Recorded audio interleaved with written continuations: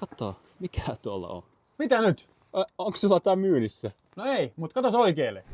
Se on. Vuonna 2004 rakennettu omakotitalo, joka on kaukolämmössä ja sijaitsee rauhallisella asuinalueella. Täällä on 158 neliötä lääniä, varava takka ja ihan jäätävä huonekorkeus. Keittiössä on laadukkaat kodinkoneet, riittävästi kaappi- ja laskutilaa. Tässä kodissa on 5 hyvän kokoista makuuhuonetta.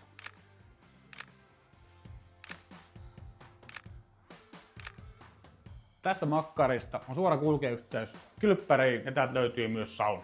Kodinhoitotila löytyy täältä, josta on suora kulkuyhteys pihalle. No niin, me sitten mennään yläkertaan. Yläkerrasta löytyy jäätävä iso aula ja 3 makkaria, erillinen WC, missä on myös suihku. Pihassa autotalli, lämmin varasto ja rauhallinen ympäristö. Menikö Jussi takaisin tonne muumitalloon? Boris, tää talo on Kaakkurin Kiviharjussa ja on heti vapaa, eli mulle koodia.